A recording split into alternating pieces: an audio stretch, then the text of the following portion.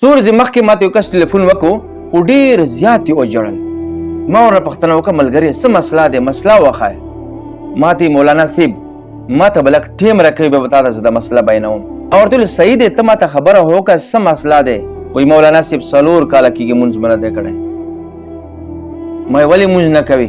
وایي زه د خدای د وجود نه منکر یم، زه خدای نه منم. وایي مونږ فرانس کې سبق وایو، زه صرف نه ما سره 50 ملګري دي، 50 مونږ ټول مرتد شوي یو او ټول پښتانه هم دي.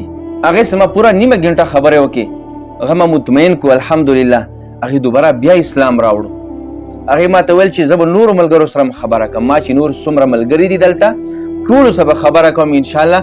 هغه به تاسو زه په رابطې باندې کوم، هغوی چې کوم مشکلات وي هغه به ورته حل کړي، کیدای شي هغوی اسلام راوړي. نو نن سبا اکثر ځوانان چې بهر ملکونو کې سبق وایي هغوی اکثر الحاد طرف ته میل شوي دي، هغوی د خدای وجود نه منکر دي.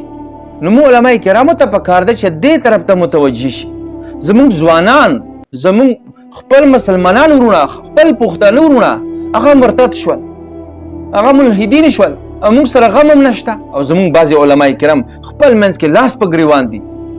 یو ته وایي چې ته مسلمان نه یې، بل ته وایي چې ته مسلمان نه یې، په یو بل باندې د شرک او کفر فتوی لګوي. دونه به خدای پاک تپوس نه کوي چې تاسو خپل مسلمانان ورونه هغه بېدینه کېدل، تا سره د هغې غم نه و